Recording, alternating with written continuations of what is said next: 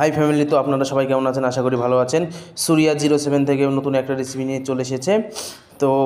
তো গাইজ এর আগের ব্লগগুলোয় আমি মাছের রেসিপি দেখিয়েছি, তো আজকে চিকেনের রেসিপি দেখাবো। তো বাজার থেকে দেখুন আমি চিকেন কিনে এনেছি, এটা হচ্ছে লেগ পিস। আর পিসগুলো দেখুন আমি মিডিয়াম সাইজের পিস করে এনেছি, কারণ একটু মোটা পিস হলে কি বলুন তো মশলাটা ভালো করে ঢোকে না, সেদ্ধ ভালো হয় না, খেতে ভালো লাগে না। আর মিডিয়াম পিস করলে মশলাটা ভালো করে ঢোকে, খেতে ভালো লাগে। মাংস ধোয়া আমার কমপ্লিট হয়ে গেছে, পেঁয়াজ কেটে নেবো আমি।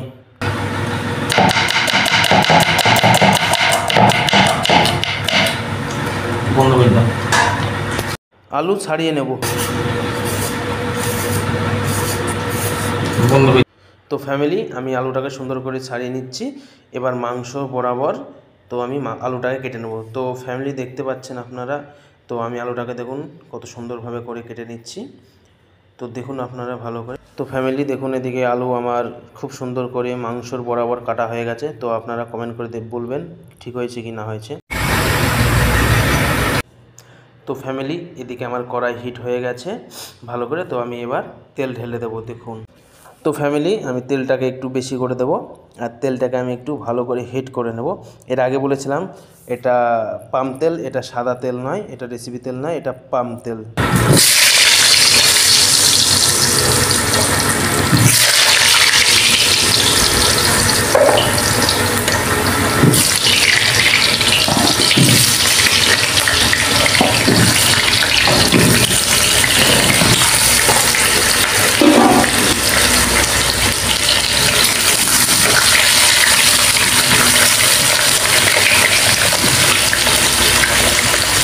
তো ফ্যামিলি আমি দেখুন আলুটাকে লাল লাল করে ভেজে নিয়েছি।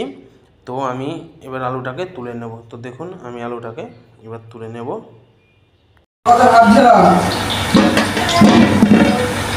তো ফ্যামিলি এদিকে কাঁচা লঙ্কা, আদা, রসুন সব আমি একসাথে নিয়েছি, কারণ আজকে একটু বেশি পরিমাণে আদা, রসুন, কাঁচা লঙ্কা আছে, তো ওই জন্য আলাদা আলাদা করি। তো এটা আমার হচ্ছে হেমাদস্তি, দেখে নিন। আর এদিকে কুচানো পেঁয়াজ আছে, দেখতেই পাচ্ছেন। আর এদিকে আছে ভাজা আলু, আর এখানে আছে 2 চামচ ধনে পাউডার, হলুদ পাউডার, লবণ পাউডার, মির্চা পাউডার, জিরা পাউডার আছে। তো গাইস এদিকে তেল তেতে গেছে, আমি কুচানো পেঁয়াজ দিয়ে দেবো।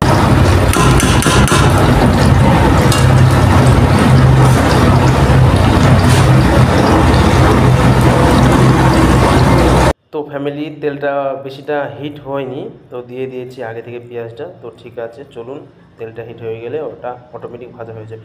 তো ফ্যামিলি আমি পেঁয়াজটাকে ভালো করে ভেজে নেব।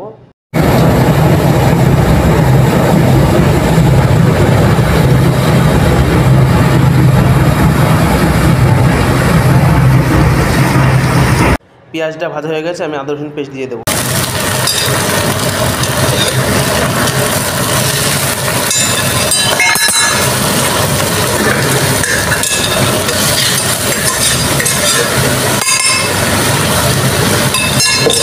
তো ফ্যামিলি একটা কথা, তো আমি যে হাতে মানে আদা রসুন লঙ্কার পেস্টটা করি, তো একটু গোটা গোটা থাকে, তো খেতে ভালো লাগে এটা। আর মিক্সিং মেশিনে যারা করে একদম ফুল পেস্ট হয়ে যায়, সেগুলো দেখবেন অতটা খেতে ভালো লাগে না, খেতে দেখবেন।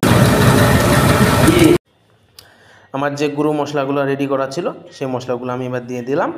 তো একটু ভালো করে আমি নেড়ে নেব। আর এই মশলাগুলো হচ্ছে পিওর দেশি মশলা, এগুলো টেস্ট বেশি, এমনি শরীরের পক্ষে খুব একটা ভালোও না, খুব একটা খারাপও না। তো ভালো করে কষানো হয়ে গেছে, দেখুন তেল ছেড়ে দিয়েছে, তো চিকেন দেওয়ার মতন হয়ে গেছে। তো আমি চিকেনটা দিয়ে দেবো।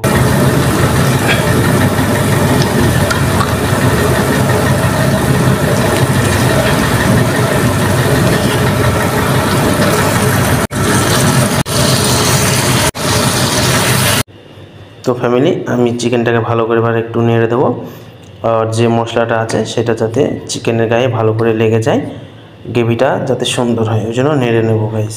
তো ফ্যামিলি দেখুন ভালো করে চিকেনের গায়ে আমার মশলাটা লেগে গেছে। তো ফ্যামিলি দেখতেই পাচ্ছেন ভালো করে আমার চিকেনের গায়ে মশলাটা লেগে গেছে, আর কালারটা কতটা সুন্দর হয়েছে। আর এটা হচ্ছে পিওর দেশি মশলা, ওই জন্য কালারটা একটু ভালো লাগছে দেখতে। আর দোকানের মশলাটা হলে কি বলুন তো কালারটা একটু লাল কালার হয়, আর পেটেও একটু প্রবলেম হয়। আর চিকেনটাকে আমি 30 মিনিটের জন্য ঢেকে দেবো। তো গাইজ আমার চিকেন কষাটা 30 মিনিট হয়ে গেছে। তো দেখতেই পাচ্ছেন কতটা সুন্দর কালার হয়েছে দেখতে, আর গ্রেভিটা কতটা সুন্দর হয়েছে। তো গাইজ আপনারা বাড়িতে আমার মতন যদি ট্রাই করেন আশা করি ভালো লাগবে খেতে। আর মিক্সিং মেশিনে পেস্ট করলে হবে না, হাতে আমার মতনভাবে যে করে হোক, শিলনোড়ায় হোক, হেমাদস্তায় হোক পেস্ট করবেন। দেখবেন একবার আমার মতন চিকেনটা বানিয়ে কতটা সুন্দর লাগে খেতে, দেখতে বুঝতে পারবেন। তো গাইজ এদিকে আমার চিকেনটা ভালো করে কষানো হয়ে গেছে। এবার আমার ভেজে রাখা আলুটা আমি দিয়ে দেব। আর ভেজে রাখা আলুটা আজকে একটু পরিমাণটা বেশি দিয়েছি গাইজ, কারণ আজকে মাংসটা বাজার থেকে অল্প করে নিয়ে এসেছি, কারণ সবাই মাংসটা খেতে চায় না অতটা ভালো করে, মাছ হলে একটু ভালো খেতে চায়। তো আলুটা ওই জন্য একটু বেশি দিয়েছি। অনেকজনা বলে চিকেনের থেকে আমার চিকেনের আলুটা বেশি পছন্দ। তো দেখুন, আর দেখুন ভালো করে আমি চিকেন আলু ভালো করে কষিয়ে নিয়েছি। এবার আমি পরিমাণ মতন জল দিয়ে দেবো।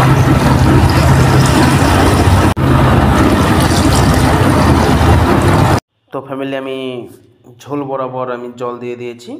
তো এটাও ভালো করে আমি এটাকে নেড়ে নেব। নেড়ে নিয়ে আমি এটাকে একটু বেশি করে ঢেকে দেবো, কারণ 25 থেকে 30 মিনিটের মতো ঢেকে দেবো। তো ঢেকে দিচ্ছি। তো গাইস আমার ভিডিও বানানোটা ঠিক হচ্ছে কি হচ্ছে না একটু কমেন্টে জানাবেন, কারণ আমার ভিডিও বানানোর দিকে একটু অভিজ্ঞতা নেই আপনারা কমেন্টে বলবেন, তাহলে আমি বুঝতে পারবো যে ভিডিওটার কোয়ালিটি ভালো আছে কি নেই। তো আপনারা কেউ কমেন্ট করছেন না, তো আমি বুঝতেও পারছি না। তো আমি যেটুকু পারি সেরকমভাবে করে ভিডিও বানাচ্ছি। আপনারা যতক্ষণ না কমেন্টে বলবেন যে ভিডিওটা ভালো হয়েছে কি খারাপ হয়েছে, আমি ততক্ষণ বুঝতে পারবো না।